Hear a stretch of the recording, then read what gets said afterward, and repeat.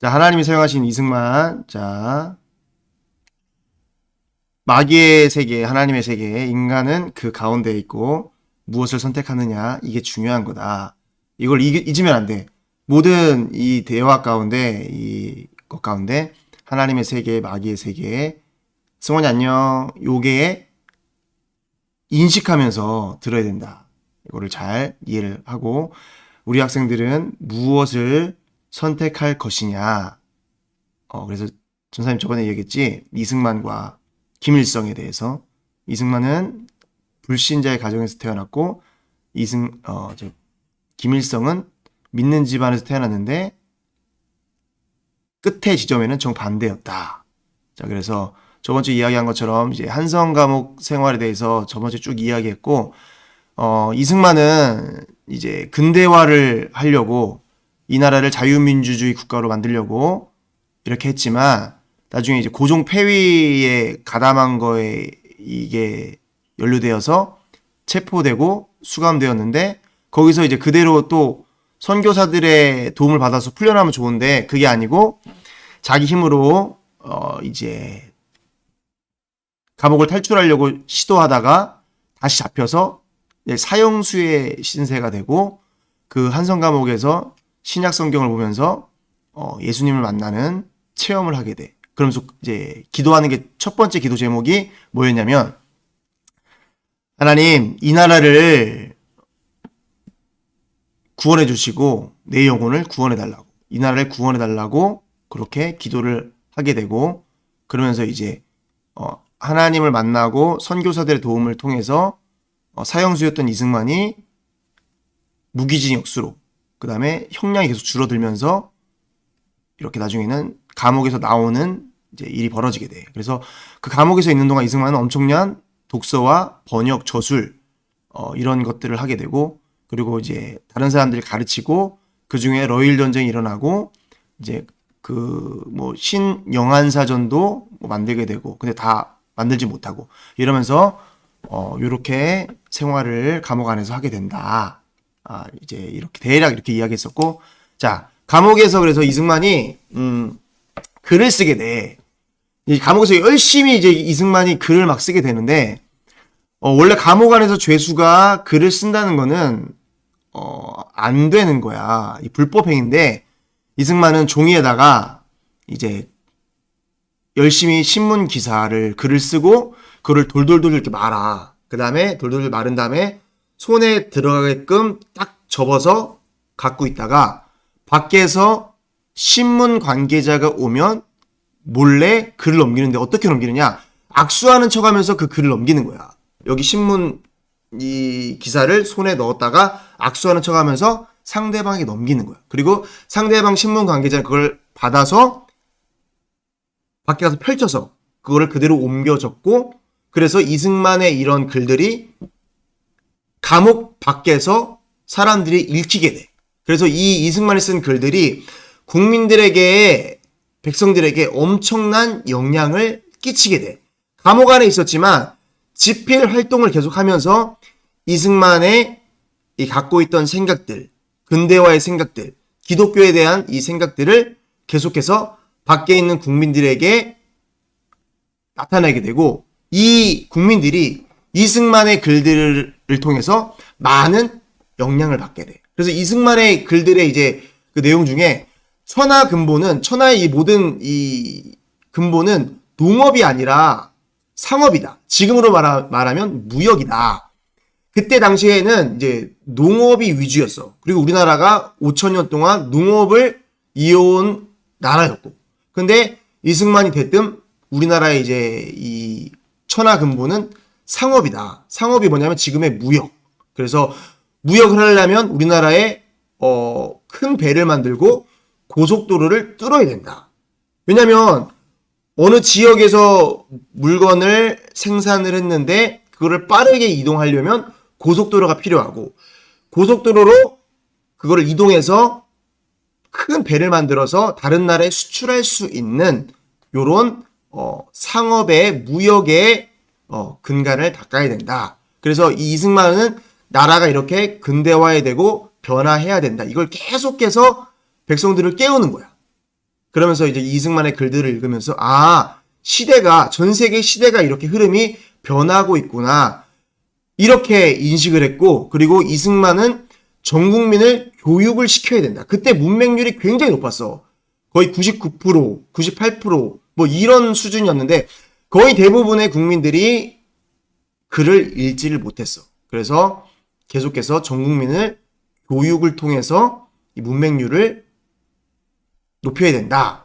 이렇게 했고, 또한 이제 시대 따라 법률도 바뀌어야 된다고 국민들을 계속 깨우기 시작했어. 그리고 그때 이제 우리나라가 러시아의 영향을 많이 받고 있었어. 그래서 러시아의 영향을 많이 받고 있어서 러시아가 우리나라를 호시탐탐 노리고 있었기 때문에 러시아의 남하를 막기 위해서 러시아에 대해서 이승만이 연구를 많이 하게 돼. 그리고 러시아에 대해서 또 백성들에게 많이 일깨워주고, 그러면서 이제 이 이승만은 이러면서 러시아에 대한 연구도 많이 하고 러시아의 남하를 막고 우리나라를 잘 지키기 위해서 끊임없이 이렇게 노력을 했고, 이런 글들을 통해서 이 수백 편의 글들이 쌓이거든. 이 글들을 나중에 모아보니까 독립정신이라는 나중에 이승만의 책자로 이렇게 발간이 되게 돼. 그래서 독립정신의 6대 강령, 그 수백 편의 글들을 짧게 요약하자면 뭐냐면, 우리는 세계에 개방하고 통상을 해야 된다. 세계의 문물을 열어야 된다. 일본이라는 나라가 1800년대 중반에 세계에 열게 됐어. 그래서 문물을 받아들이고, 그러면서 일본이 엄청나게 강대국으로 성장하게 되는데, 이승만도 이 나라가 세계의 문을 열면 이 나라는 엄청나게 발전할 수 있다. 당시 쇄국 정책, 우리나라 안에서만 모든 거를 해결하려고 하는 그런 것들이 이제 팽배해 있었기 때문에 우리는 세계에 개방하고 통상해야 된다. 그리고 새로운 문물, 이런 것들을 나라의 근본으로 삼아야 된다. 그 시대에는 되게 획기적인 생각이었고, 그리고 나라의 이 모든 것들을 유지하는데 외교라는 것이 굉장히 중요하다. 과거에는 그렇지 않았지만 이 시대가 지금 외교라는 것이 굉장히 중요하다. 전 세계는 이미 외교라는 것들이 굉장히 활발하게 이루어진 때였고, 우리나라 안에서 우물 안의 개구리처럼 살고 있었던 거예요. 그래서 외교가 굉장히 나라를 끌어가는 데 중요하다. 이걸 백성들에게 계속 일깨워주는 거야. 그리고 나라의 주권이라는 게 소중하고 자유라는 게 굉장히 중요하다. 그래서 이 감옥에서 쓴 글들이 근대화가 담겨 있었다. 이렇게 이승만이 쓴 글들을 통해서 백성들을 굉장히 깨우는데 많은 노력을 하게 돼. 그래서 박정희라는 대통령도 이 이승만의 글들을 많이 보면서 나중에 실천하고 이런 것들을 하게 되는 거야. 자, 그래서 이승만이 이렇게 책들을 읽으면서 굉장히 세계적으로 열리는 사람이 됐어. 그래서 너희들도 지금 우물 안의 개구리처럼 사는 게 아니라 세계관이 열려야 돼. 저번 주에 김영배 목사님이 하신 것처럼 패러다임, 이게 잘 열려야 되거든. 이게 그때 이제 김영배 목사님이 얘기한 것처럼 무슨 색깔을 안경을 쓰느냐 기억나지? 그런 게 중요한 것처럼 우리 학생들이 어떤 생각으로 세계를 바라보는지 굉장히 중요한 거야. 나 자신을 바라보고 국가를 바라보고 세계를 바라보는 게. 근데 이승만 대통령은 책들을 읽으면서 굉장히 이 세계관이 열리게 되고, 그리고 이승만이 쓴 글 중에서 세계 유명 인사록이라는 이런 글이 있어. 이게 어떤 거냐면, 이승만이 감옥에 있으면서 전 세계에 있는 인물들을 연구를 한 거야. 그 연구를 하면서 이 나라는 어떤 나라고 이 나라의 이런 인물들은 어떤 인물이구나, 이거를 끊임없이 연구를 한 거예요. 근데 당시 이승만의 신분을 보면, 주영이 안녕, 신분을 보면은 초이 안녕, 한길이 안녕, 굉장히 무기징역으로서 앞이 보이지 않는 사람이야. 근데 이런 사람이 전 세계 리더의 인물들을 연구를 한다?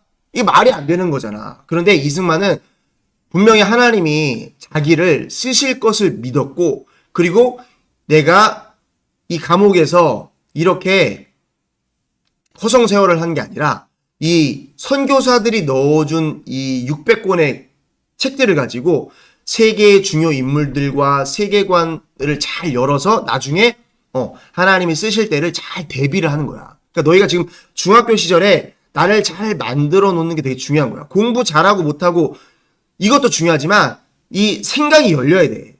게임과 유튜브 이런 게 아니라 세계관이 열려야 돼. 그러니까 이렇게 이승만이 이렇게 열어 놓으니까 나중에 이승만이 실제로 세계 무대에 뛰어들었을 때 이 미국의 주한 미국 대사라는 존 무초라는 사람이 이승만을 어떻게 평가하냐면 국제 정세를 가장 고차원에서 이해한 탁월한 전략가였다. 그러니까 이승만이 같은 생각, 같은 것들을 알아도 이승만은 높은 곳에서 바라보는 굉장히 탁월한 안목을 가졌다는 거야. 이 공부들을 통해서 자기가 자기를 잘 만들어 놓은 걸 통해서. 그래서 책들을 그냥 읽은 게 아니라 모든 것들을 생각하면서 다 읽게 되는 거야. 그래서 산 위에 올라가면은 밑에 있는 게 다 보이잖아. 근데 산 밑에 있는 사람은 위에 있는 게 잘 안 보여. 넓은 게 안 보인단 말이야. 그러니까 이 이승만은 이 책들과 이런 것들을 통해서 자기의 세계관을 활짝 열어놨어. 그래서 나중에 일본과 러시아와 이런 이 중국과 이런 나라들을 통해서 우리나라를 건져냈는데 이때 한성 감옥 때 만들어 놓은 것들이 큰 밑거름이 되었어. 그래서 이승만이란 사람이 같은 청년이었잖아. 근데 청년이 청년을 교육을 하는 거야. 청년이 청년을 이렇게 깨우는 거야. 그러니까 같은 우리 이 중등부 학생들도 같은 중학생이지만 내가 그만큼 이렇게 만들어 놓으면은 나중에 엄청나게 달라진다. 이렇게 이거를 이제 이야기해 주려고 하는 거고. 그리고 지금 학교에서도 이승만 대통령에 대해서 잘못 가르쳐 주는 사람이 많아. 저기 유땡익 교수님이라는 이승만을 싫어하시는 분이었는데 1960년대 미국 하버드 대학에서 유학할 때 이승만이 첫 저서 독립정신, 감옥에서 쓴 것들을 그걸 다 모아내서 편찬하는 건데 독립정신을 읽으면서 19세기 말 조선 청년 이승만의 비범한 역사관에 굉장히 놀랐다.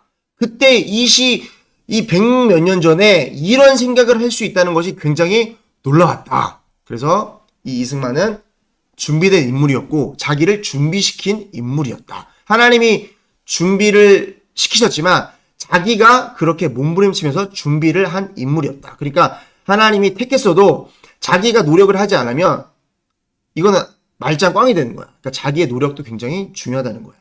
자, 그래서 이승만은 감옥에서 신세 한탄하며 시간 낭비하지 않았고 미래를 향해서 영어 공부에 매달렸어. 왜냐하면 그 시대를 딱 보라보니까 영어라는 게 굉장히 중요한 거야. 그래서 이승만이 영어 공부하는데 마음과 생각을 굉장히 쏟아. 그리고 세계 각국의 서적들과 아까 이야기한 것처럼 기독교 서적들에 굉장히 마음을 쏟아서 읽게 돼. 그게 약 600권 정도 됐다. 그리고 예수를 구주로 영접하고 서양 선교사들과 친분을 쌓아. 왜냐하면 이 서양 선교사들을 통해서 많은 일을 할 거라는 걸 알기 때문에 이 이승만 굉장히 지혜로운 거야. 그리고 제국신문, 신학월보 등을 통해서 논설을 기고하고 언론의 계몽활동. 그러니까 지식 수준이 낮거나 편견에 젖은 사람들을 생각을 변화시키는 거. 계몽활동이라는 게. 그래서 제국신문, 신학월보 이런 거를 통해서 계속 논설을 함으로써 백성들을 변화시키는 거야. 그리고 감옥서장과 서양 선교사들의 도움으로 옥중에 학당과 도서관을 설치하면서 평민 죄수를 상대로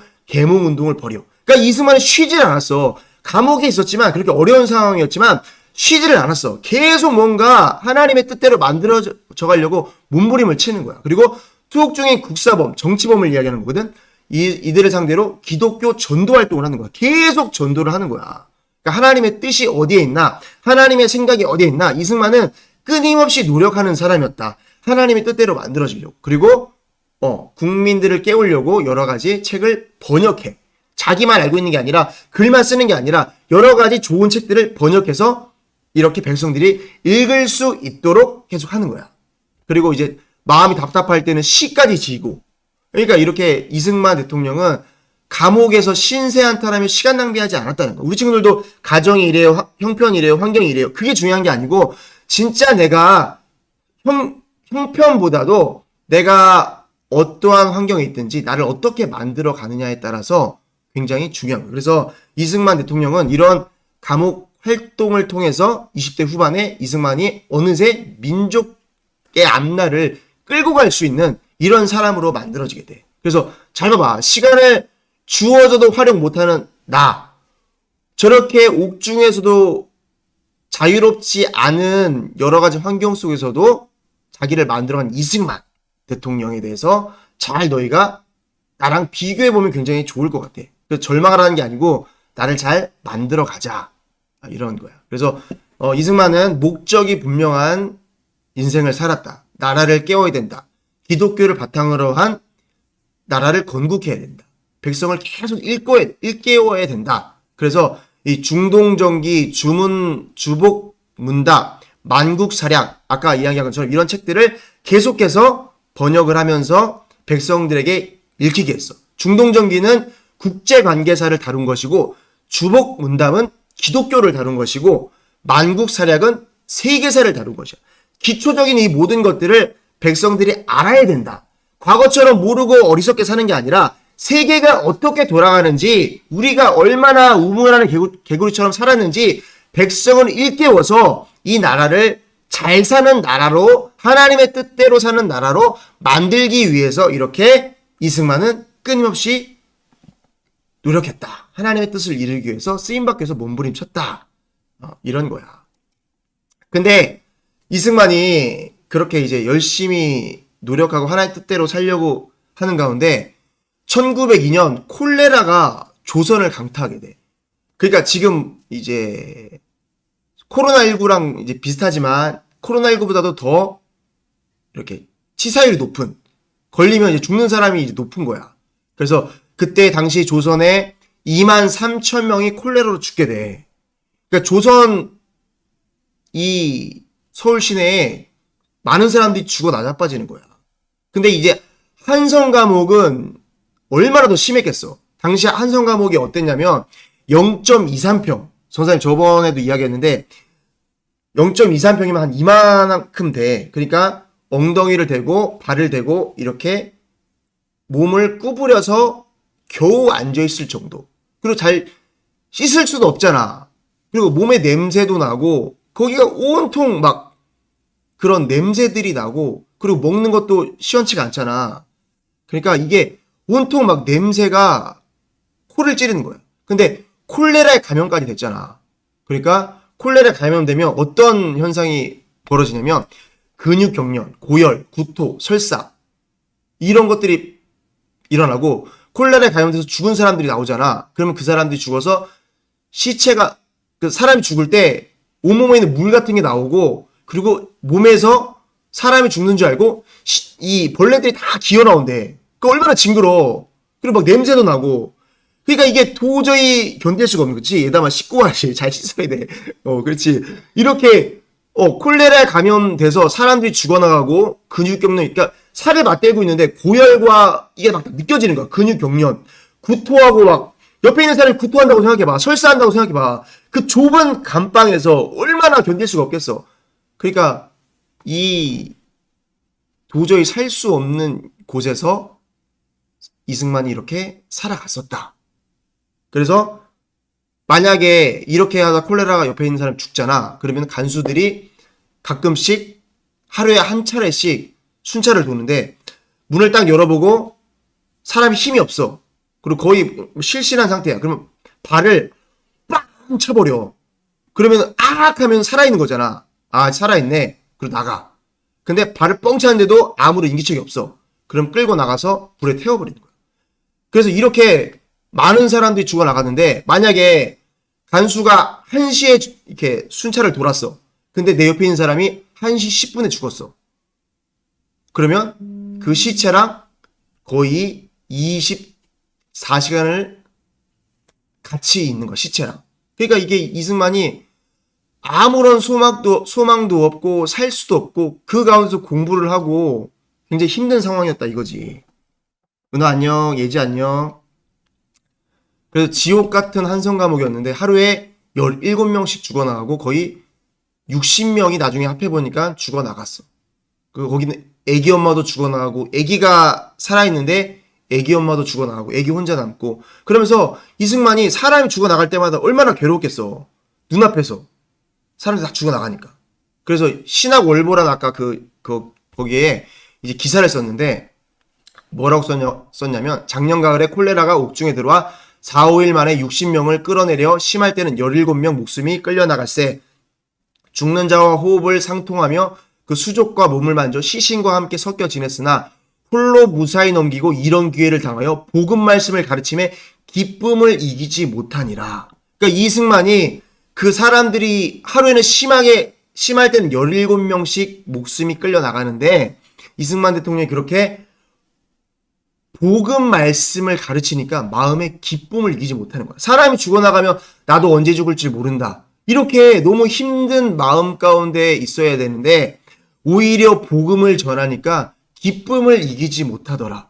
그러니까 목숨의 위기 속에서도 복음을 전한 이승만만이 기쁨과 감사가 넘치고 이승만만이 이렇게 살아남는 거야. 그러니까 사명을 가진 자는 절대 죽지 않는다는 거야. 그러니까 이승만이 이렇게 그때 간수들이 변화되고 감옥에서 40여 명을 전도하고, 그러니까 조선에 그때 이 이승만이 전도왕이었어. 40여 명을 전도한 사람이 없었거든. 그러니까 이승만이 그때 처음 이렇게 40여 명을 전도하는 일이 벌어진다. 그리고 이승만이 뭐라고 기도하냐면 주여 이 땅 조선에 100만 명의 기독교인을 허락하여 주옵소서. 이렇게 기도하는 일이 벌어져. 근데 이 이승만의 기도가 응답돼서 지금 100만이 넘어 더 많은 사람들이 예수를 믿고 있잖아. 그러니까 이 이승만이 한 이 100년 전의 기도가 지금 이 땅에 다 기도가 응답이 되고 있다는 거야. 그러니까 감사한 거지. 우리 친구들도 기도하고 있는 모든 것들이 응답되고 있다. 자, 그래서 이 이승만이 그때 한성 감옥에서 만난 사람들이 친구들이 굉장히 나중에 도움들을 많이 줘. 유학 갈 때 이중진한 사람이 돈을 대주고 독립운동 근거지 옮길 때 박용만이나 친구가 함께하고 이상재 선생에 의해서 초대 대통령 취임하게 되고 이 전도에서 기독교인이 된 40명이 나중에 엄청난 도움을 줘. 신흥호, 이상재 선생, 원긍, 대감, 유성준 쭉쭉쭉 이런 사람들이 나중에 도움을 주는데 이 사람들이 나중에 전도한 사람들이 왜 이렇게 도움을 많이 주냐? 당시 상황이 일본과 한국이 전쟁에서 나라를 넘겨준 게 아니라 한일합방. 곧 이 나라 지도자들이 도장을 찍어서 나라를 넘겨준 거야. 그래서 이게 너무나도 속이 상하니까 이 애국자들이 나라를 이렇게 만들 수 없다. 나라를 이렇게 넘겨줄 수 없다. 그래서 막 이 모든 것들에 개입하고 운동을 일으키고 하니까 그 사람들을 정부에 반대한다고 해서 잡아다가 한성 감옥에 넣은 거야. 그래서 애국자들, 뛰어난 사람들만 모인 곳이 한성 감옥이었어. 그래서 이승만이 전도한 40명이 나라의 애국자요, 뛰어난 사람이요, 그때 지도자들이요, 똑똑한 사람들이요. 그러니까 이승만이 전도했던 그 모든 사람 나중에 큰 역할로 나라에 쓰임을 받고 기독교인으로서 이 나라를 일으키는 사람으로 쓰임 받는다. 자, 그럼 여기서 문제가 하나 나가겠습니다. 자, 문제 나가겠습니다. 자, 이승만은 옥중에서 몇 명을 전도했고 우리나라 기독교인이 몇 명이 되게 해달라고 기도했나요? 자, 객관식입니다. 자, 1번 45명 200만. 자, 2번 40명 100만. 3번 45명 100만. 4번 40명 200만. 자, 답을 올려주세요. 몇 번인지. 가장 빠르게 올린 친구 2명에게 선물을 주도록 하겠습니다. 자, 재현이 2번. 또. 한길이 2번. 윤주 좀 늦었네. 아깝다. 학진이 2번이었어. 2번. 40명 100만. 아까 이승만이 감옥에서 전도한 사람은 40명이었고 이 나라 기독교인이 100만이 되게 해달라고 기도를 했어. 그러니까 얘들아 문제가 나올 때는 세로 고침을 누르면 돼. 알겠지? 자, 너희가 잘 기억을 하라고 지금 전사님 계속 중간중간 문제를 내는 거야. 좀 넘어갈게. 자, 아까 재현이랑 한길이는 선물을 주도록 하겠습니다. 자, 넘어갈게요. 자, 그래서 이승만을 많은 사람들이 이제 살리기 위해서 구명활동을 해. 그래서 5년 7개월 만에 한성 감옥에서 석방이 되게 되는데 이승만이 석방 시 러일 전쟁이 한참 진행 중이었어. 그러니까 러일 전쟁이 중요한 게 뭐냐면 누가 이기느냐가 중요한 게 아니고 러시아가 이기면 우리나라가 러시아 밑으로 들어가는 거고 일본이 이기면 일본의 지배권 아래 들어가는 거야. 그러니까 누가 이기든 우리나라 상관없이 나라가 약하기 때문에 멸망할 운명을 피할 수가 없는 거야. 그러니까 너희한테 지금 예수님 잘 믿어라, 국가관을 가져라, 이게 뭐냐면 나라를 빼앗기면 아무것도 할 수가 없어. 나중에 나오겠지만 나라를 빼앗기면 외교권 모든 거 다 빼앗기는 거야. 주권을 빼앗기면 아무것도 할 수가 없는 거야. 이 나라, 너 어떤 나라 사람이냐? 나라가 없는 거야. 그러니까 이승만도 그렇게 열심히 자기를 만들어 갔는데 나라를 잃어버리니까 너무 허탈한 거야. 그래서 이제 그 이승만이 너무 허탈한 가운데 있는데, 당시 이제 국제 관계가 어땠냐면 러시아와 일본이 전쟁을 하는데 그 뒤에 일본과 영국이 동맹을 맺고 러시아와 프랑스가 동맹을 맺고 한참 이렇게 티격태격 하고 있던 때야.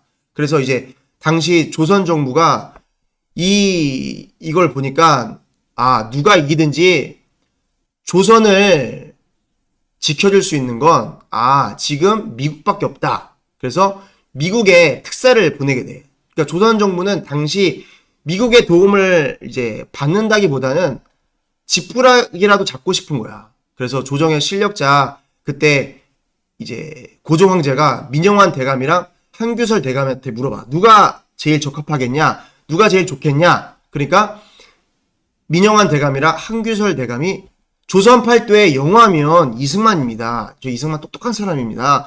이승만을 미국에 보냅시다. 이렇게 이야기를 해. 그러니까 이승만은 감옥에서 자기가 언제 나갈지도 모르고 사형수였고 무기징역 받은 사람이었고 도저히 미래가 없는 사람이었는데 자기를 잘 만들어 놓으니까 나중에 이렇게 추천이 돼서 황제의 친서를 가지고 특급 외교관으로 바뀌게 돼. 그러니까 봐봐. 사형수야에서 무기징역자로 변하게 되고 무기징역 받은 사람이 나중에 외교관, 특급 외교관으로 바뀌게 되는 역사가 일어나. 그러니까 이승만이 감옥에서 복음을 전했잖아. 그리고 하나님 뜻대로 자기를 잘 만들었잖아. 그러니까 하나님이 때가 되니까 쓰시는 거야. 그러니까 너희도 지금 내가 나를 잘 만들어 놓는 게 중요해. 그러니까 하나님이 쓰시는 사람은 자기도 노력을 많이 해야 되고 자기를 잘 만들어 놔야 돼. 그러면 하나님이 언젠가는 딱 쓰시게 돼. 그러니까 지금 나라가 저기 지금 위에 그림 보면은 저 가운데 있는 사람이 양쪽에서 땡기고 있잖아. 한쪽은 일본 사람이야, 한쪽은 러시아 사람이야. 밧줄을 땡기니까 숨이 막혀 죽으려고 그러잖아. 그러니까 저희가 지금 저 그림이 뭐냐면 우리나라의 상황을 잘 설명해 주는 거야. 지금 우리나라도 저렇잖아.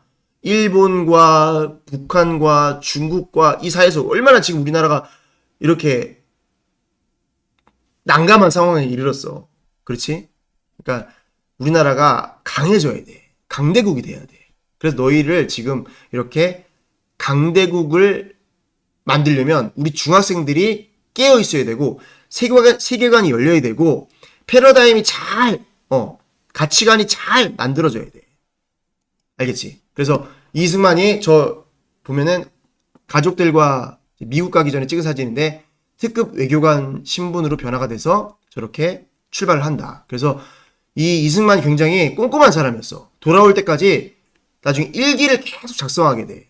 그러면서 거기서 일본이 어떻게 발전했는지, 일본 갔을 때는 제물포에서 출발할 때부터 일기를 적거든. 계속 모든 거 보는 것마다 꼼꼼하게 적어놔. 일본이 어떻게 발전했는지 감탄하면서 일본이 이렇게 서양 문물을 받아들여서 이렇게 강대국이 됐구나. 미국에 가보니까 미국은 이렇게 기독교 나라로서 기독교를 바탕으로 나라를 세운 나라이기 때문에 이렇게 발전을 하고 이렇게 하나님을 경외하는 나라구나. 모든 것들을 다 저술하기 시작하는 거. 그리고 이거를 우리나라에 보내서 제국신문의 견문기 이런 것들을 보내기 시작하는 거야. 그래서 이승만이 미국에 가서 뭐 국무장관, 해그 국무장관, 루즈벨트 대통령 이렇게 만나서 외교적인 노력을 하는데 이게 다 나중에 별 성과를 거두지 못하게 돼. 그래서 그러니까 존 헤이 국무장관이라는 사람을 만나긴 하는데 이 사람이 독실한 기독교인이었어. 근데 이 사람이 나중에 이 사람과 얘기가 잘 되는데 이 사람이 이승만과 이야기하고 7개월 만인가 만에 죽어버려. 병으로.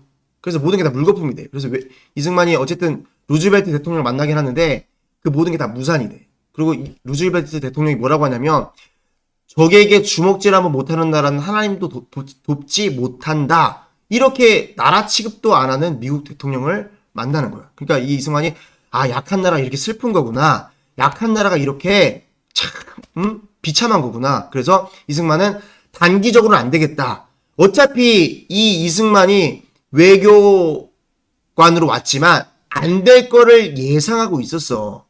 지금 우리나라 상황과 그때 많은 책들을 읽어보면서 이 세계 정세를 깨달았기 때문에 대략은 알고 있었어. 그래서 이승만이 장기전으로 돌입을 하게 되는데 공부를 시작하게 돼. 눌러 앉아서. 그래서 이승만은 그때부터 공부를 열심히 하게 돼. 자, 그래서 이승만이 공부를 진짜 마음을 쏟으면서 하게 되는데 이승만이 나온 대학들을 보니까 조지 워싱턴 대학, 여기서 대학교를 다녔어. 그리고 하버드 대학, 너희가 다 아는 대학, 이름만 들어도 아는 대학이잖아. 하버드 대학, 그리고 프린스턴 대학, 이런 대학들을 다니게 돼. 그리고 이승만이 학비는 장학금, 생활비는 강원비로 600권의 이 세 개의 책들을 섭렵하면서 얼마나 많은 지식이 쌓였겠어. 그런 책들을 딱 읽은 바탕으로, 지식을 바탕으로, 경험들을 바탕으로 강연을 하기 시작하는 거예요. 그러면서 돈을 벌게 되면서 생활비로 쓰고. 그러니까 이승만은 누구한테 도움을 받은 게 아니라 지금 우리 친구들은 다 엄마 아빠 쓰라해서 먹고 마시고 하잖아. 근데 이승만은 이렇게 자기가, 너희 뭐 아르바이트 하라는 얘기가 아니고 지금 뭐 가서 놀라는 얘기 아니고 지금 열심히 준비하라는 얘기야. 이승만은 이 가서 학비는 장학금으로, 생활비는 강연비로 이렇게 했다. 그래서 10대 명문대학교 안에 이렇게 이승만이 하게 되는데 이 대학들이 공통점이 뭐냐면 미국의 대통령들을 배출한 파워가 있는 학교들이었어. 그리고 이승만이랑 그 비슷한 학벌을 찾으려고 해도 찾기가 힘들었어. 진짜 대도시에 가야지만 이승만과 비슷한 학벌을 찾을 수 있을 정도로 이승만이 그때 이렇게 조지 워싱턴 대학, 하버드 대학, 프린스턴 대학, 이 세 학교의 대학을 나온 사람이 거의 없었다는 거야. 근데 더 이게 가치 있는 게 뭐냐면 이승만이 이 세 학교를 졸업하고 학위를 딴 게 단 5년 만에 해냈다는 거야. 모국어로 미국 사람들이 해도 12년이 걸리는 과정인데 이승만은 단 5년 만에 해내. 그래서 영어 사전도 없던 그때 식민지 이 나라에서 세운 기록이고 지금도 깨지지 않는 세계 신기록이고 한국 최초 프린스턴 국제법 박사를 땄고 동양 최초, 황인종 아시아인 최초로 이렇게 이승만이 박사 학위를 받았다. 그리고 그 세 학교에서도 이승만이 진짜 우리 학교에서 배출한 최고의 천재다. 이렇게 인정을 하는 거야. 그러니까 이 대단한 거야. 지금 이게 이승만이 학벌이 그냥 너희가 그냥 보니까 그렇구나지. 이게 미국이나 이런 데 가면 이야 대단하다. 서울대학교 하나 가기도 힘든데 대단한 거야 이게. 그리고 자기 혼자 다 이렇게 생활비 이런 것들을 감당했다는 게. 자, 그래서 이 이승만이 나온 대통령 그 학교에서도 지금 되게 자랑스러워하는데 하버드 대학교는 뭐 대통령 저렇게 많이 나왔어. 지금 뭐야? 하나, 둘, 셋, 넷, 8명. 8명이 대통령. 너희 오바마는 알지? 모르나? 오바마 대통령. 그러니까 이런 대통령들이 하버드 대학교를 나왔다. 이승만이 이 학교를 나왔다. 프린스턴, 메디슨, 우드로 윌슨, 나중에 대통령 됐거든. 우드로 윌슨. 이승만 대통령 있을 때 총장이었어.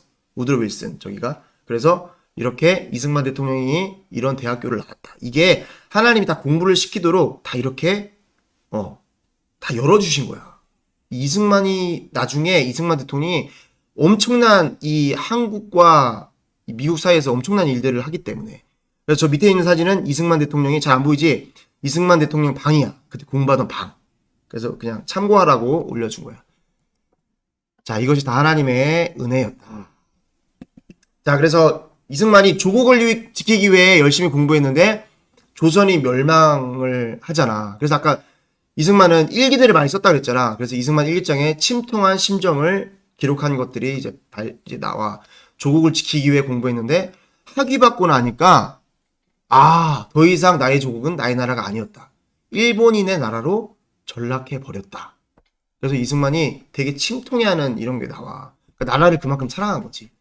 근데 이 나라에는 지금 이승만 건국 대통령을 부정하려고 이승만을 깎아내리는 사람들이 있어. 이승만이 박사학위를 쓴 게 전시 중립론이라는 책으로 발간이 됐거든.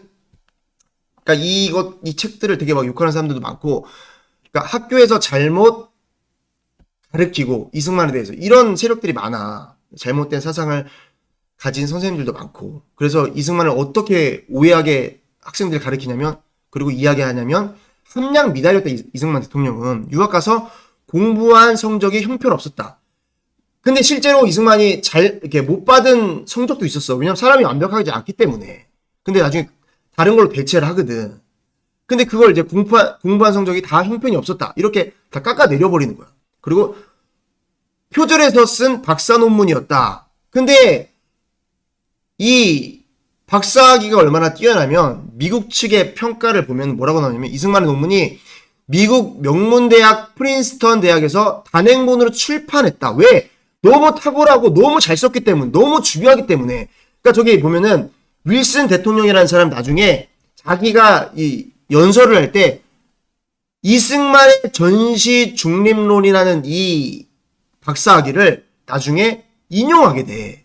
그러니까 나중에 사람들이 주목을 받게 돼.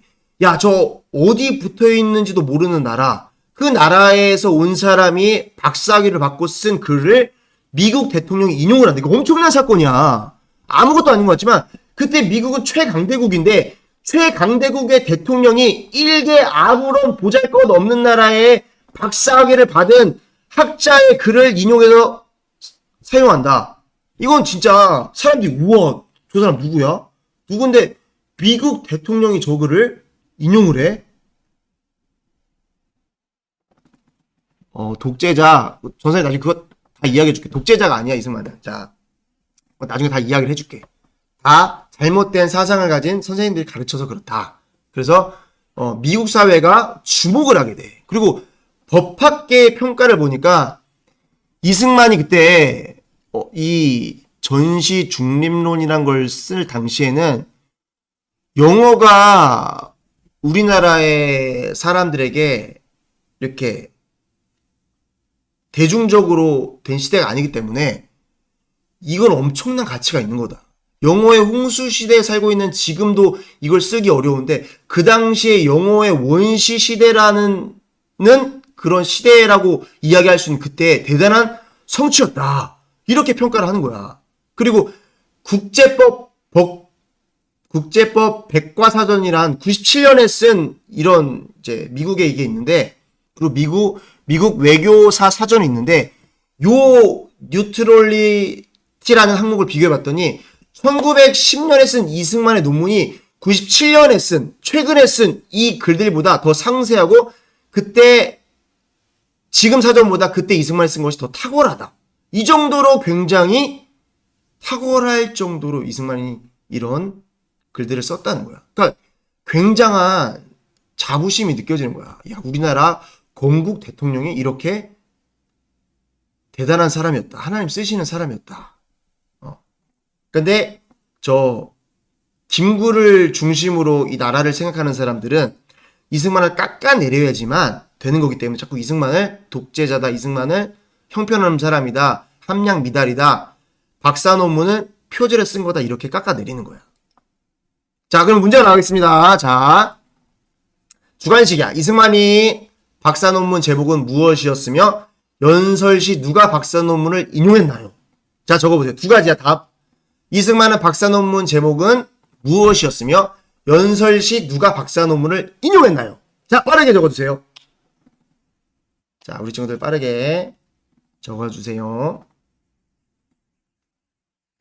이승만의 박사 논문 제목은 무엇이었으며? 오, 윤주! 맞았어요. 이야. 두 가지 어려울 줄 알았는데 잘 맞히네? 좋아. 자, 윤주랑, 아까 한길이는 맞췄기 때문에 윤주랑 지훈이를 주도록 하겠습니다. 윤주랑 예성이. 맞지? 윤주랑 예성이. 야, 좋았어. 자, 그래서 이렇게 윌슨 대통령이 인용을 했고 박사논문은 전시 중립론이었다. 자, 그래서 이승만은 이 정도 학벌이면 혼자 행복하게 미국에서 살 수 있는 사람이었어. 근데 왜 이승만이 자기의 탄탄대로의 앞길을 포기를 했나? 이해가 안 가잖아. 이 이승만이 한성 감옥에서 하나님을 만났고 그때 뭐라고 고백했어? 하나님, 이 나라를 구원해 주옵소서. 그렇게 나라를 위해 기도했어. 그러니까 하나님 그 기도를 들으신 거야. 이 한국 땅에 기독교 복음 전파를 해서 이 나라를 복음화시켜서 전 세계에 복음을 전하게 하려. 그래서 우리 지금 목사님이 복음을 전하고 그 다른 교회들을 통해서 복음을 전하고 이렇게 복음을 전하잖아.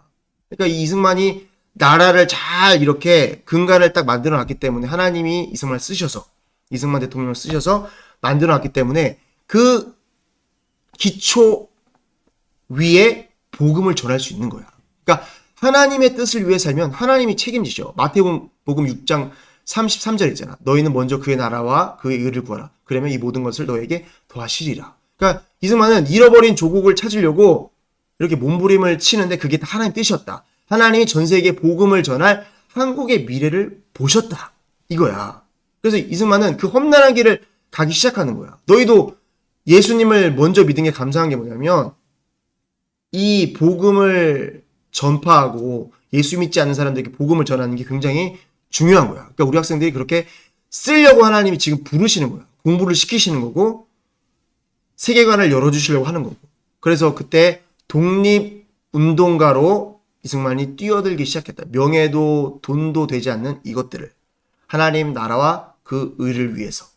그래서 이승만은 3.1 운동을 계기로 사람들이 우리도 임시정부를 세우자. 그래서 여러 임시정부가 세우지만 상위 임시정부로 통합이 되고 거기에 초대 대통령 이승만 박사가 추대가 된다. 그래서 그렇게 된다. 그래서 이제 이승만이 이렇게 대통령이 쓰임을 받게 되고 자, 근데 이제 사람들이 뭐라고 오해를 하냐면 이승만은 친미 외교론 그리고 이승만은 김일성은 무장투쟁을 했다. 김일성이 더 우세한 거 아니냐. 이승만 맨날 하와이에서 편하게 놀러 다니며 독립운동했고 미국에서 얼마나 편하게 살았냐. 저 사람도 이렇게 생각했거든. 예전에 배웠을 때는 별로 한 게 없는 이론가. 무슨 뭐 이 나라에서 막 목숨 걸고 싸운 것도 아니고 독립을 위해 막 한 것도 아니고 저 미국에서 미국 잘 살잖아. 얼마나 편했을까 이 생각을 했거든. 근데 알아보면 그게 아닌 거야. 그러니까 사람들이 이 잘못된 교육이라는 게 무서운 거야. 이승만은 편하게 독립운동했다. 김일성은 무장투쟁하고 만주벌판에서 목숨 걸고 싸웠다. 엄청난 공을 세웠다. 그치, 너 김일성 같은 사람들이 심한 욕이야, 예성아? 근데 사실은 아마 알아보자. 전사님 저번에도 이야기했는데, 자, 김일성이 그렇게 우기잖아. 사람들이 이제 지금 사람들이 우기잖아. 김일성이 독립운동을 했고 무장투쟁을 했다. 근데 그것도 다 확인할 수가 없어. 김일성이 우기는 동북 항일 연군, 자기 여기 소속돼 있었다. 북한에서 이렇게 우기고 있잖아. 그래, 소속됐다고 쳐. 근데 얘네가 우기고 보니까 이상한 게 뭐냐면 동북 항일 연군 그 행동 강령과 활동 목표를 보니까 이 동북 항일 연군이 중국을 위해, 중국 독립을 위해 싸우는 단체인 거야. 일본에게 빼앗긴 만주 지방을 일본에게 되찾기 위해서 투쟁하는 단체인 거야. 그러니까 얘네가 이게 아닌데? 이러면서 거짓말한 게 또 들통났기 때문에 또 다른 거짓말. 저번에 얘기했지. 보천보 전투라고. 계속 거짓말로 덮는 거야. 그러니까 이 김일성은 열심히 싸웠다고 했지만 뭔가 다 거짓말이다. 그리고 북한 측 사람들도 이 김일성과 같이 활동한 사람 중에 최연이라는 사람이 있어. 이게 누구냐면 지금 최룡해. 너희 알지 모르겠는데 최고 권력자, 북한의 권력자 최룡해. 이 사람의 아버지였어. 이 사람이 책을 옛날에 썼는데 빨치산을 회상하는 책, 최연의 회상기라고. 거기에 뭐라고 나오냐면 나는 그들 마적들에 대한 정치 공작을 그만두고 미리 준비해온 아편을 꺼내며 탄약을 팔라고 했다. 마적 두목은 그제야 눈을 번쩍거리며 웃는 것이었다. 쭉쭉쭉 이렇게 읽어봐. 시간이 없으니까. 근데 여기 나오는 단어들 잘 봐. 아편, 마적, 인질, 뺏은 돈. 김일성이 한 짓은 진짜 그냥 깡패 짓을 하고 다닌 거야. 아편, 마약 이야기, 마적, 인질로 누굴 잡고 그 사람에게 돈을 빼앗고 마적질을 한 거야, 한마디로. 그러니까 김일성은 이 같은 북한 활동하던 사람이, 그때 만주 쪽에서 활동하던 사람이 빨치산을 회상하면서 쓴 책을 봐도 다 이렇게 잘못된 행동들을 하고 도저히 독립운동이라고 인정할 수 없는 상황이다. 그러니까 밑에 뭐 파란색 또 써있는데 이거는 저번에 한 거니까 넘어가도록 할게요.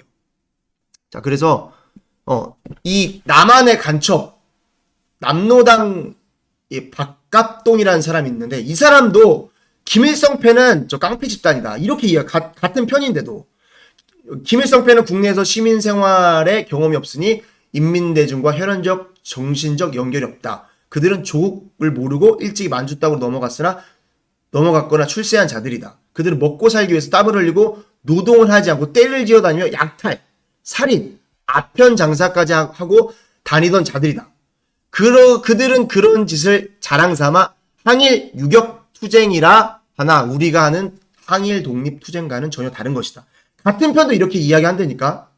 그러니까 그 사람들도 저 사람들은 강도짓을 한 거다. 저 사람들은 무고한 사람들에게 돈을 뺏고 강탈하고 총을 쏘고 폭탄을 던지고 불을 지른 무자비한 강도짓 하는 사람이다. 우리랑 다르다. 그러니까 김일성은 무장 독립 투쟁론을 이야기하지만 같은 편도 인정 안 하는 투쟁인 거야. 진짜 독립 운동인가? 생각해봐. 아니야. 지금 우리나라의 사람들, 잘못된 교육을 받은 사람들이 우기는 게 잘못된 거다. 당시 같은 편인 사람, 같이 활동했던 최연이란 사람, 이 글들을 보면 김일성이 한 짓은 강도짓밖에 한 게 없구나, 이런 결론이 나는 거야. 근데 봐봐, 이승만은 근데 무장 독립 투쟁론을 반대했던 이유가 있어. 그게 왜 그러냐면, 당시 일본이 3대 군사력 안에 들어갔던 거야. 미국, 영국, 일본. 그러니까 엄청난, 그 러시아도 있었지. 그 3대 안에 들어가는 엄청난 이 군사력이 있었어. 뭐 러시아랑 맞짱 뜨잖아. 그래서 전투기도 있었고 항공모함도 있었고 뭐 탱크도 있었고. 근데 우리나라는 뭐냐? 12명당 소총 한 자루, 권총 3정, 수류탄 2발. 12명이서 저거 다 하나씩 나눠가지도 못해. 소총 하나, 권총 3개, 4개, 수류탄 2발. 그럼 6개잖아. 아니가 4개, 6개잖아. 12명에서 6개, 하나씩. 그럼 나머지는 맨주먹으로 싸우는 거야. 야, 전투기와 항공모함과 탱크, 저 엄청난 무기로 무장한 일본군을 맨주먹으로 싸우는 거랑 똑같은데 어떻게 이겨? 이길 수가 없지. 그러니까 이승만이 무장투쟁을 반대했던 이유는 저 많은 공부들을 하면서 세계 정세를 파악하면서 세계관이 열리니까 외교 독립론을 주장할 수밖에 없는 거야. 근데 생각이 막힌 사람들은 싸워야 된다, 이겨야 된다. 근데 그게 다 잘못됐다는 건 아니지만, 그렇지만 세계 정세를 정확하게 읽지를 못하는 거야. 세계 3대 군사력의 일본을 어떻게 이겨? 그리고 우리나라 독립군이 가장 강력할 때가 3,000명, 5,000명 이 정도로 추산을 하거든. 근데 일본이 가장 강력했을 때의 군사력은 머릿수만 봐도 700만 명이야. 3,000명과 700만 명, 5,000명, 700만 명. 이게 게임이 되냐? 게임이 안 되지. 아무리 싸움을 잘해도 몇 대 몇이야? 계산해봐. 이거 안 되는 거야. 그리고 우리나라 빛나는 독립군의 청산리 봉오동 전투, 이게 혁혁간 진짜 성과를 올렸다 이렇게 이야기하지만 저 군사력의 차이만 봐도 있잖아. 이거는 거의 불가능한 거고. 그리고 저 진짜 독립군 출신 저분이 이제 저 사람이 이야기하는 걸 보니까 일본군과 맞닥뜨렸을 때 열에 9번은 졌다.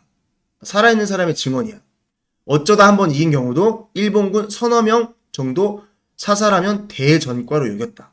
근데 지금 청산리 봉오동 전투는 너무 뻥튀기 됐다는 거야. 일개 연대를 죽였다 그러잖아. 1200명 정도를. 근데 그거는 너무 뻥튀기 된 과장된 거다. 그래서 여기 신효승이라는 그 동북아 역사재단 연구위원이라는 분도 이거는 근거를 찾을 수가 없다. 이거를 입증할 수가 없다. 청산리 대첩 입증 근거가 부족하다. 이렇게 이야기를 하는 거야. 그러니까 실제로는 우리나라 독립군 이것들이 굉장한 혁혁한 것들을 이렇게 올린 거로 이야기가 되지만 실제로는 몇 명 죽이지 못했다. 근데 정신만은 엄청나다. 우리나라를 지키려고, 우리나라를 독립시키려고. 이 정신만은 절대 무시할 수 없어. 이 정신만은 인정해줘야 돼. 근데 실제로 딱 뒤져보면 결과는 너무나도 우리가 알고 있는 거랑은 다르다.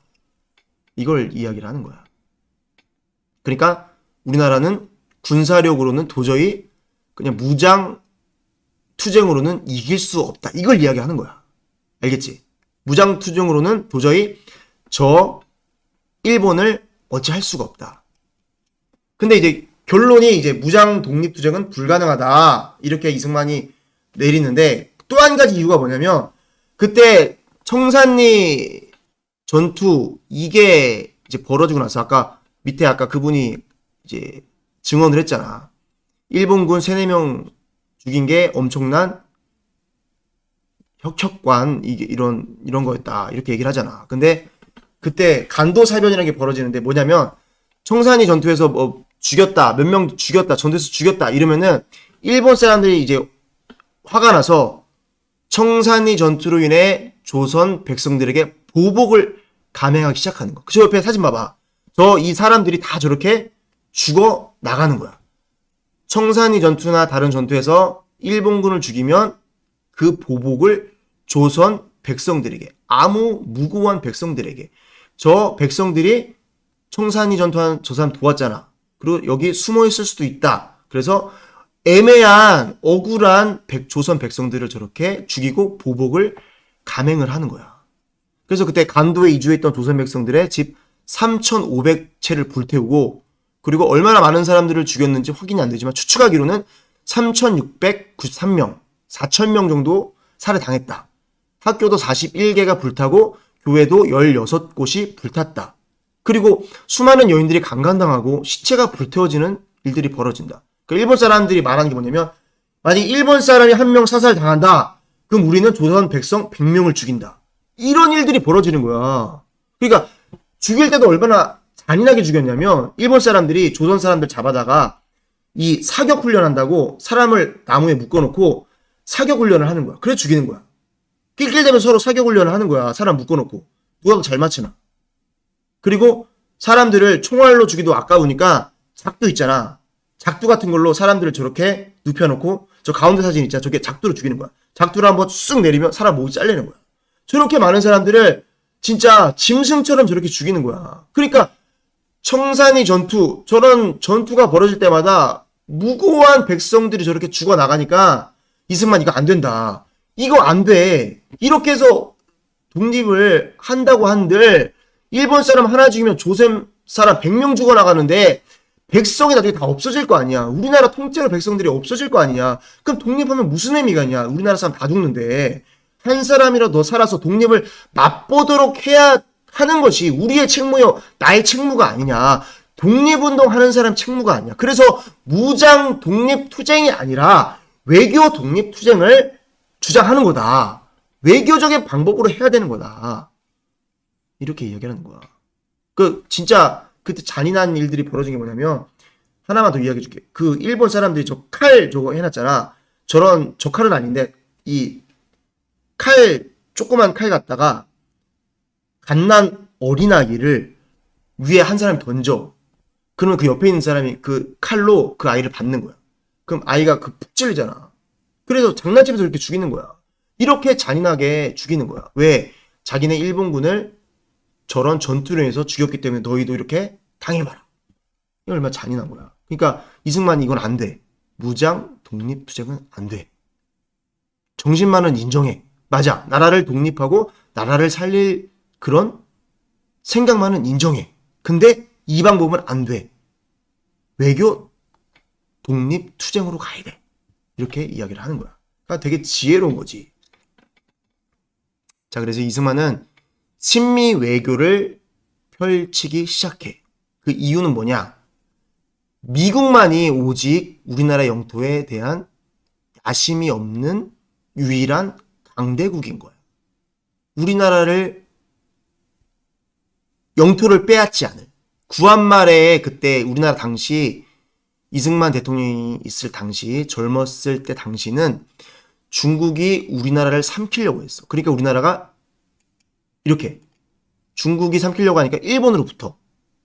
일본으로 붙으니까 일본이 우리나라를 집어삼키려고 해. 그러자 우리나라가 러시아에 붙어.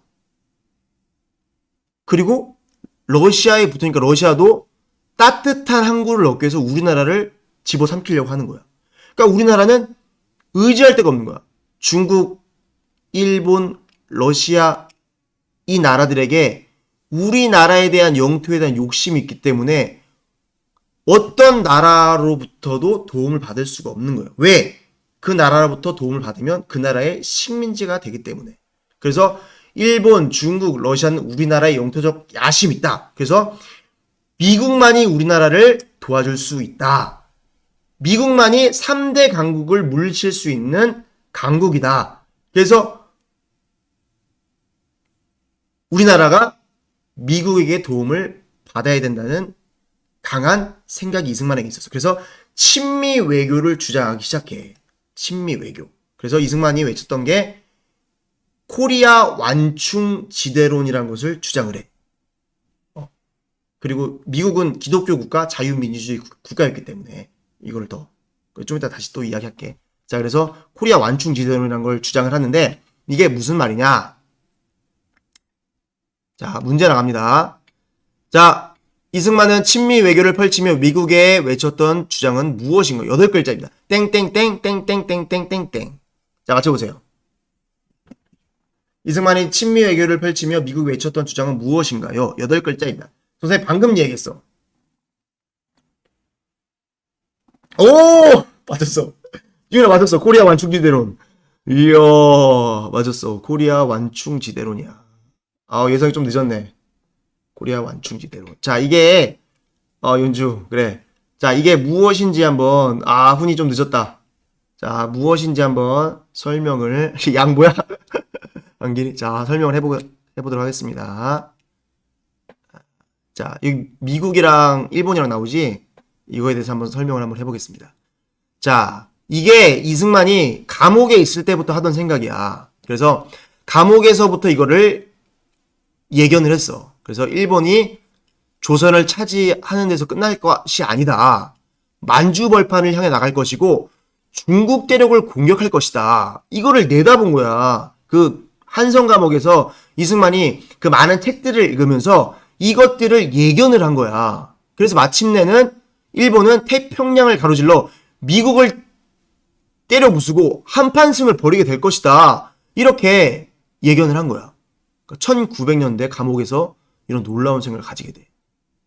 그래서 이승만이 감옥에서 그런 생각을 하고 미국에 유학을 가서도 내 생각은 틀리지 않았다. 그래서 그 주장을 계속해서 주장을 하게 돼. 그러니까 이승만의 코리아 완충 지대론이라는 게 뭐냐? 일본이 조선, 만주, 중국을 차지하게 된다. 근데 여기서 끝나지 않고 미국까지 치게 된다. 그러면 조선, 중국, 미국 사람이 엄청나게 죽게 된다. 그래서 이걸 막아야 된다. 그걸 막을 수 있는 것이 한국의 독립이다. 왜냐? 한국을 독립시켜주면은 일본 세력을 미국이 막아주기 때문에 일본이 우리나라를 치고 올라가지 못하고 그리고 중국, 만주 여기를 얻지 못하고 나중에는 미국까지 치게 되는 이것들을 처음부터 막을 수 있는 게 미국이 한국에 들어와서 한국을 독립시켜주고 한국을 지켜주는 것이다. 그래서 이게 코리아 완충지대론이야. 왜냐면 한국을 독립시켜주지 아니하면 나중에 미국에 큰 피해를 보게 될 것이고 미국의 아들들, 수많은 아들들이 피를 흘리게 될 것이다. 그래서 강대국과 강대국 사이에 전쟁이 일어나기 전에 미국이 미리 우리나라를 독립시켜주면은 코리아란 나라가 그 전쟁의 모든 것들을 충격을 완화시켜준다. 완충지대론을 내놓게 되는 거야. 그래서 이 이승만이 아무도 모르고 아무도 예측하지 못한 이것들을 미리 다 한성 감옥에서 예견을 했고 미국 사람들에게 계속 이야기를 하고 다니는데 미국의 52개 주를 돌아다니면서 계속 이걸 연설을 해. 근데 사람들이 듣지도 않아. 콧방귀도 안 껴. 그래서 이 이승만의 말들을 믿질 않아. 그래서 미국과 일본이 이제 협상을 벌이게 되는데 이게 뭐냐면 논미일 협상이란 거를 이제 벌이게 돼. 이게 뭐냐면 야, 일본한테 미국이 야, 내가 필리핀 이렇게 점령할 테니까 내가 이제 다스릴 테니까 내가 일본 네가 한국을 점령하는 거 내가 눈 감아 줄게. 이게 논미일 협상에 뭐 크게 말하자면 이런 내용이야. 그래서 이렇게 미국이 일본과 논한다. 그래서 논미일 협상인데 이 협상을 할 때 이승만이 글을 쓰게 돼. 독립신보라는 신문에 논미일 협상에 대해서 논하게 돼. 자, 뭐라고 논냐면 자, 미일 간의 관계를 정돈시키는 거. 미일 간의 관계를 정돈시키는 것은 붓이 아니야. 외교가 아니야. 칼이야, 칼. 일본과 미국은 언젠간 전쟁을 하게 될 거야. 이걸 이야기를 하는 거야. 그래서 이승만이 아까 이야기한 것처럼 미국 전역을 돌아다니면서 연설을 하지만 사람들이 다 믿어주질 않아. 그래서 이승만이 뭐라고 이야기를 하냐면 20세기는 태평양 시대다. 그래서 유럽이 열국이 강성할 때는 지중해가 세계의 중심이 되었고 미국이 일어날 때는 대서양이 중심이 되었고 그리고 이제는 그 형세가 태평양으로 올 것이다. 이렇게 예상을 했는데 버락 오바마가 피벗 투 아시아 이게 뭐냐면 아시아 회귀 전략이라고 표현을 하는데 이게 모든 세계의 중심이 태평양으로 올 거라는 거야.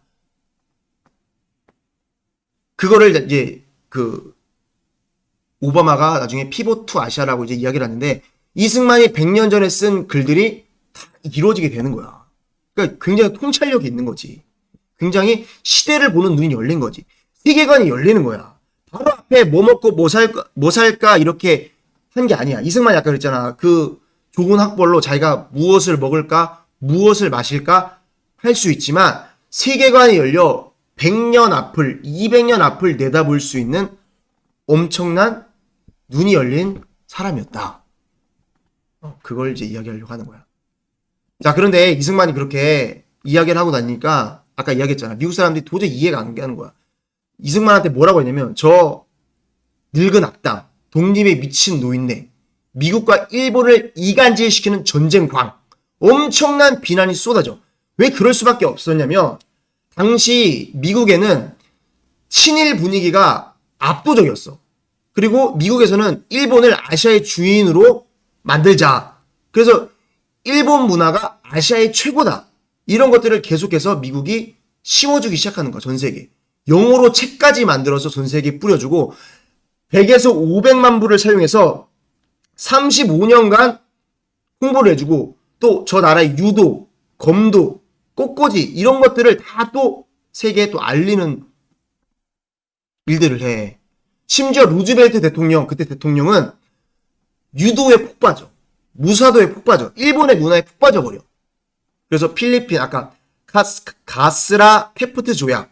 필리핀에 손대지 말고 한국은 내가 상관하지 않겠다. 네 마음대로 해라. 그래서 아까 이야기한 것처럼 저에게 주먹질 한번 못하는 나라는 가치가 없다. 이렇게 이야기해버리는 거야. 그러니까 대통령부터 일본에 젖어있기 때문에 친일 정신에 젖어있기 때문에 이승만이 이렇게 얘기하니까 통하질 않는 거야. 그래서 이승만이 이걸 깨기 위해 계속해서 분석하고 이야기하고 일본은 미국을 기습할 것이다 계속 이야기하고 다니지만 안 통해. 전쟁에 미친 전쟁왕이라고 욕을 해 오히려.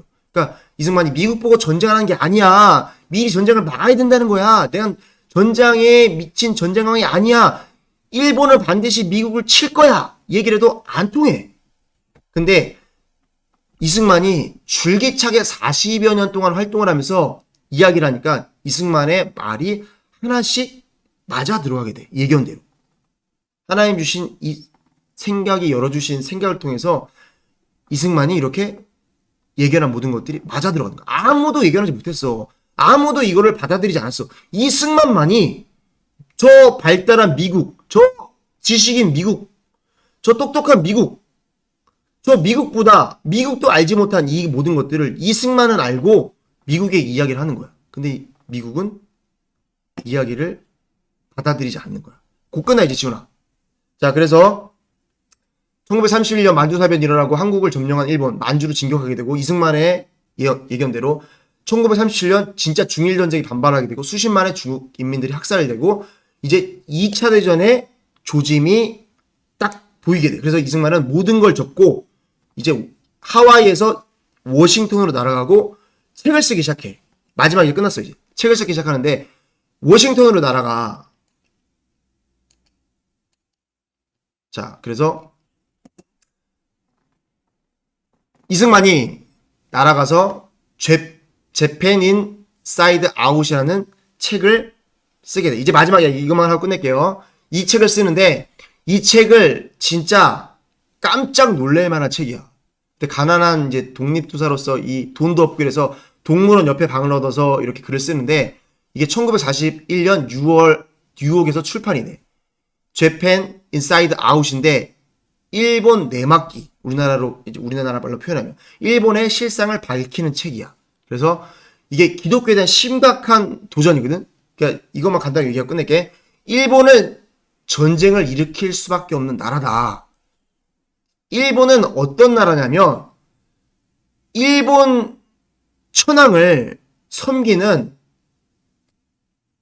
그런 종교를 가진 나라다.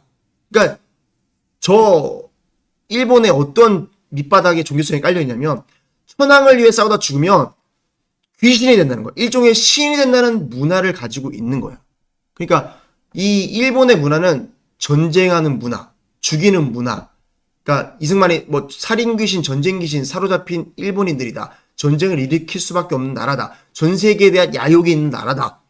잘못된 종교에 사로잡혔기 때문에 저 밑바탕에 세계관이 어떻게 깔려 있어?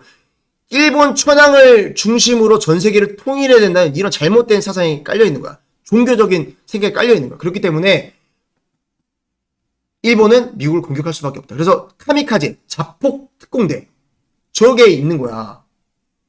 그래서 천황을 위해 죽으면 자기도 신이 된다. 그래서 이승만은 일본 내막기 이걸 통해서 눈에 보이는 현상들이 영적인 것에서 출발한다. 이거를 책의 중심 내용으로 이야기를 하게 돼. 그래서 전쟁이 어디서 일어나냐? 태평양 가로질러 미국에서 일어날 거다. 알래스카 하와이 공격 대상이다.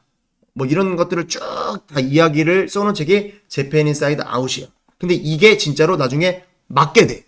1941년 12월 7월 일본 하와이 진주만이 공격당하게 돼. 그래서 태평양 전쟁의 서막인데 일본의 선전포고 없이 일어난 전쟁, 진주만 공습. 선전포고를 했는데 진짜 알아볼 수 없을 만큼 선전포고를 해. 굉장히 몇백 장의 이 글들을 보내. 전쟁 시작하기 바로 전에. 그러니까 미국은 알아볼 수가 없지. 그래서 이렇게 일본이 이렇게 이런 나라라는 것을 이승만이 계속 이야기하지만 미국은 받아들이지 않고 결국에 일본이 공격을 하게 되고 군인이 5천만 죽고 태평양 전쟁을 통해서 10만 이상의 젊은이들이 죽게 되는 일이 일어나. 이승만의 말을 듣지 않아서. 그러니까 이게 한 사람의 생각으로 통해서 이게 엄청난 일들을 막을 수도 있고 예방할 수도 있었는데 이게 하나님이 쓰시는 이승만의 생각을 받아들이지 않아서 미국이 이렇게 엄청난 피해를 보게 된다. 자, 여기까지 할게요. 네. 빠르게 막 진행하다 보니까 하여튼 얘들아, 뭔 말인지 알겠어? 이게 어 갈수록 조금 이제 어, 내용이 좀 그럴 수 있는데 잘 들어보고 이 역사를 잘 알아야 돼. 어, 알겠지? 아, 선생님 계속 입술이 말라고 입술 막 말이 꼬였는데, 자, 그래서 우리 학생들이 생각과 마음을 잘 가져야 된다. 지금부터 나를 잘 만들어 가야 된다. 그리고 한 사람을 통해서 저렇게 엄청난 하나님이 쓰시는 역사가 일어난다. 뒤에 쭉 나와. 이제 이승만을 계속 쓰시는 부분에 대해서 나와. 이제 서막만 얘기했고 다음번에 또 다시 하도록 하겠습니다. 자, 그러면 이제 전사님 기도하고 마칠 텐데 우리 2분간만 잠깐 기도해 보겠습니다. 2분간만 내가 정말 나를 지금 만들 수 있을 때 잘 만들 수 있게 달라고. 나를 잘 만들고 하나님이 이승만 대통령을 쓰신 것처럼 나도 쓰임받게 해달라고. 저렇게 어, 뛰어난 나라에서 이승만의 나중에 이 책을 보고 아, 우리가 이승만 말을 들었어야 되는데 이렇게 후회를 하는 이제 그런 일들이 벌어지는데 그렇게 우리 친구들도 생각과 마음이 열리고 세계관이 열려서 하나님 앞에 값지고 귀하게 쓰임받는 우리 학생들 되게 달라고 이전에 주여 삼창하기도 하겠습니다. 주여 주여 주여 하나님 감사합니다. 우리 학생들이 이승만 대통령을 이렇게 하나님이 잘 만드시고 또 쓰시고 사용하시고 어떻게 공부하게 하시고 어떻게 생각을 열어주시고 어떻게 쓰셨는지 이제 계속해서 이 모든 것들이 적나라하게 또 하나님이 말씀해 주십니다. 우리 학생들이 그냥 교회 왔다 갔다 하고 그냥 아무 생각 없이 공부하는 것이 아니라 이런 꿈과 비전을 가지고 공부하게 도와주시고 우리 학생들이 정말 하나님의 뜻대로 하나님의 원대로 만들어질 수 있도록 주님 도와주옵소서. 하나님께서 꼭 우리 학생들의 생각과 마음을 붙들어 주시사 하나님께서 쓰시는 시대 가운데 민족사 가운데 전 세계 열방 가운데 값지고 귀하게 쓰는 귀한 일꾼 될 수 있도록 성령님 붙들어 주옵소서. 하나님께서 그렇게 값지고 귀하게 주님께서 우리 학생들을 각자마다 각자 위치에서 그 뛰어난 달란트마다 재능을 주신 대로 값지고 귀하게 쓰임받게 도와주옵소서. 아버지께서 우리 학생들을 그렇게 값지고 귀하게 사용하여 주옵소서. 감사합니다. 모든 영광 주님께 돌려오며 예수님 이름으로 기도 올리옵나이다. 아멘. 하나님 감사합니다. 우리 학생들 이렇게 오늘 또 들었습니다. 그냥 듣는 데서 끝나는 것이 아니라 잘 만들어지게 도와주시고 잘 나를 공부하고 또 나를 생각을 깨우는 일에 값지고 귀하게 또 쓰임받게 도와주시고 하나님 그 나라에 하나님 나라를 확장하는데 무엇을 먹을까 무엇을 마실까 이런 기초적인 이런 우리 학생들 육에 근거한 학생들이 아니라 하나님 나라 확장을 위해서 하나님 나라를 위해서 값지고 귀하게 이승만 대통령처럼 쓰임받을 수 있는 우리 학생들 될 수 있도록 성령님 붙들어 주옵소서. 오늘도 써주신 하나님 감사합니다. 오늘도 사용해 주신 하나님 감사합니다. 모든 영광 주님께 돌려오며 예수님 이름으로 기도 올리옵나이다. 아멘. 하나님 앞에 영광의 박수 드리겠습니다. 할렐루야.